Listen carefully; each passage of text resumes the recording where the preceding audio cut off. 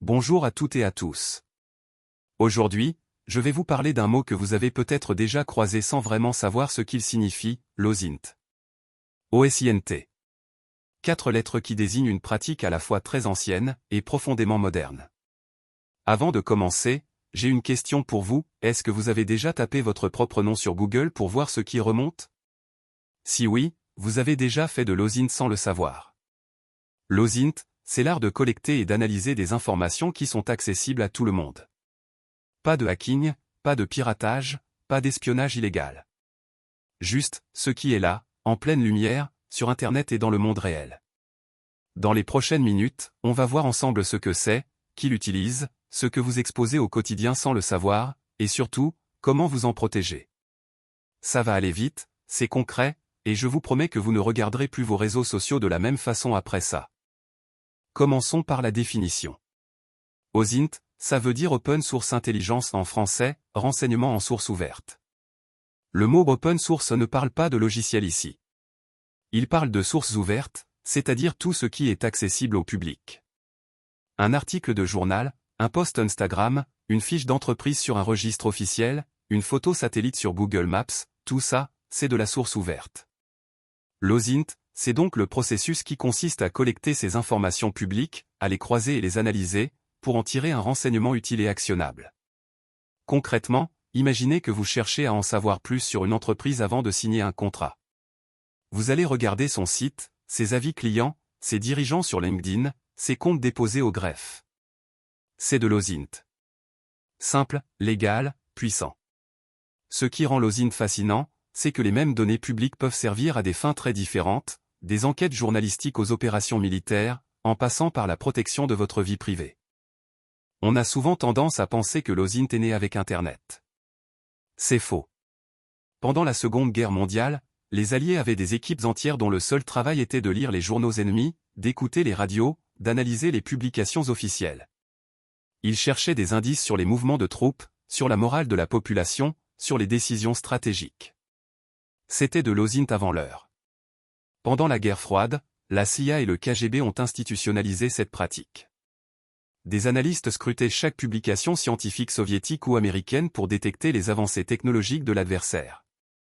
En 1992, le terme OSINT est officiellement reconnu et adopté par les services de renseignement américains. Et puis arrive Internet. Et là, c'est la révolution. Ce qui prenait des semaines de travail en bibliothèque peut désormais se faire en quelques minutes depuis un ordinateur. La quantité d'informations disponibles explose. Les réseaux sociaux, les bases de données en ligne, les images satellites accessibles à tous, tout ça transforme radicalement le champ des possibles. Aujourd'hui, l'OSINT n'appartient plus aux seuls États. Des journalistes, des chercheurs, des citoyens ordinaires s'en emparent. Et c'est exactement ce dont on va parler. Alors concrètement, qu'est-ce qu'un analyste OSINT va regarder? La réponse courte, absolument tout ce qui est public. Mais détaillons. Il y a d'abord Internet dans sa globalité, sites web, blogs, forums, et même ce qu'on appelle le dark web qui n'est pas forcément illégal mais juste moins accessible. Ensuite, les réseaux sociaux, Facebook, X, l'ancien Twitter, LinkedIn, Instagram, TikTok.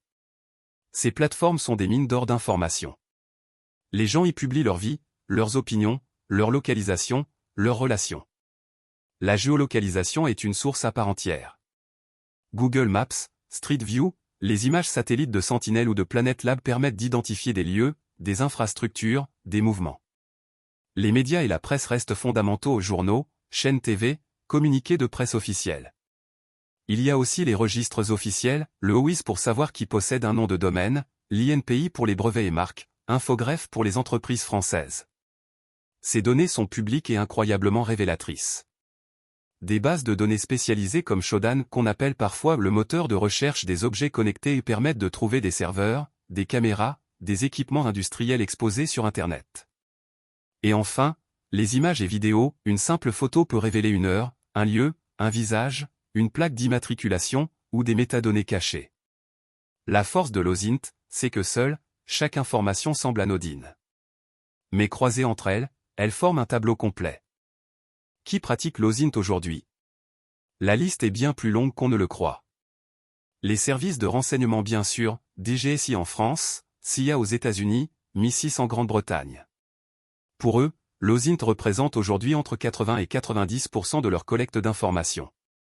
Oui, vous avez bien entendu, la majorité du renseignement des grandes puissances mondiales vient de sources publiques. Les forces de l'ordre utilisent l'OSINT au quotidien pour localiser des suspects, suivre des réseaux criminels, identifier des auteurs de cyberattaques. Les journalistes d'investigation en ont fait une arme redoutable. Le collectif Bellingcat, fondé par un Britannique depuis son canapé, a réussi à identifier les agents du GRU russe, responsables de l'empoisonnement des Skripal, uniquement avec des données publiques. Bluffant. Les entreprises s'en servent pour la veille concurrentielle, pour vérifier leurs partenaires avant de signer un contrat, pour surveiller leur réputation en ligne. Les experts en cybersécurité l'utilisent pour cartographier les systèmes exposés, détecter des fuites de données, anticiper des attaques. Et enfin, et c'est ce qui nous concerne le plus ce soir, les citoyens, les chercheurs, les fact-checkers. Des gens ordinaires qui, avec les bons outils et un peu de méthode, peuvent enquêter, vérifier, protéger. L'OSINT est démocratisé. C'est une force. Mais c'est aussi un risque. Passons à la pratique, avec quelques exemples qui illustrent la puissance et les enjeux de l'OSINT. Premier exemple, le crash du vol MH17. En 2014, un avion de ligne malaisien est abattu au-dessus de l'Ukraine. 298 morts. Très vite, les analyses officielles divergent. Et puis Bellingcat intervient. En croisant des photos et vidéos publiées par des civils sur les réseaux sociaux, en analysant les métadonnées exif des images, en comparant les paysages visibles en arrière-plan, ils parviennent à reconstituer le trajet du missile BUK responsable du crash, et à l'identifier formellement comme russe. Zéro accès secret. Que des données publiques. Deuxième exemple, l'assaut du Capitole américain, en janvier 2021. Des milliers de personnes ont envahi le Congrès américain. Beaucoup ont pris des selfies, posté des stories Instagram, activé la géolocalisation. Des enquêteurs citoyens et le FBI ont utilisé ces données pour identifier des centaines de participants. Des centaines d'arrestations en ont découlé. Troisième exemple, les Panama Papers. Des journalistes du monde entier ont croisé des millions de documents financiers avec des registres publics d'entreprises, pour révéler les mécanismes d'évasion fiscale utilisés par des chefs d'État et des milliardaires. Un travail OSINT colossal, mais légal. Quatrième exemple, plus inquiétant, des outils comme Shodan révèlent en temps réel des milliers de caméras de surveillance, de serveurs hospitaliers, de systèmes industriels mal configurés et accessibles depuis n'importe quel ordinateur. Ce qui peut protéger, peut aussi servir à attaquer. On arrive au cœur du sujet pour vous, pour nous, pour tout le monde. Vous pensez peut-être que vous faites attention. Que vous ne publiez pas grand-chose. Que vous êtes discret. Permettez-moi de vous challenger gentiment. Vos photos d'abord. Quand vous prenez une photo avec votre smartphone et que vous la publiez, cette image contient souvent des métadonnées exif, la date, l'heure, et parfois les coordonnées GPS exactes de l'endroit où vous étiez. Et même si les coordonnées sont supprimées par la plateforme, l'arrière-plan de votre photo peut suffire à localiser précisément votre domicile, votre bureau, votre salle de sport. Votre horodatage. L'heure à laquelle vous publiez révèle vos habitudes. Vous tweetez tous les jours entre 7h et 8h? Vous êtes probablement à la maison, dans les transports, ou au travail à ce moment-là. Ces patterns permettent de reconstituer votre emploi du temps. Votre réseau social. Vos amis Facebook, vos contacts LinkedIn, vos abonnés Instagram, tout ça permet de cartographier vos relations, famille, collègues, partenaires, opinions politiques. Un analyste peut en déduire beaucoup sur qui vous êtes. Votre empreinte numérique. Si vous utilisez le même pseudonyme sur plusieurs plateformes, la même photo de profil, la même adresse email, il est très facile de relier tous vos comptes et de construire un profil complet de votre vie en ligne. Je ne dis pas ça pour vous faire peur. Je dis ça pour vous rendre conscient. La première étape pour se protéger, c'est de comprendre ce qu'on expose. L'OSINT en lui-même n'est pas bon ou mauvais. C'est un outil. Mais comme tout outil puissant, il peut être détourné. Et les dérives sont réelles. La plus violente, c'est le doxing. C'est la publication malveillante d'informations personnelles sur quelqu'un, son adresse, son numéro de téléphone, son lieu de travail dans le but de le harceler, de l'intimider, ou de le mettre en danger. C'est illégal, mais ça arrive tous les jours, notamment contre des militantes, des journalistes, ou des personnalités publiques. Il y a aussi le profilage massif. Des gouvernements autoritaires utilisent l'OSINT pour surveiller leurs opposants, leurs minorités, leurs journalistes. Des entreprises créent des profils comportementaux détaillés sur leurs clients ou leurs employés, souvent sans consentement explicite. La désinformation est une autre dérive. Des informations publiques, sorties de leur contexte, peuvent être montées en épingle pour fabriquer un récit mensonger. Une photo ancienne utilisée pour illustrer un événement récent, une vidéo recadrée pour en changer le sens, c'est de l'anti-OSINT, si l'on peut dire. L'ingénierie sociale est le jeu favori des escrocs.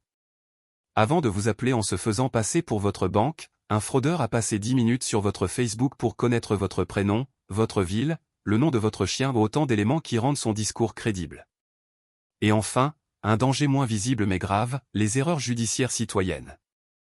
Après les attentats du marathon de Boston en 2013, des milliers d'internautes ont joué aux enquêteurs et ont désigné publiquement des innocents comme coupables. Ces personnes ont reçu des menaces de mort. L'une d'elles a été retrouvée morte quelques jours plus tard, suicidée.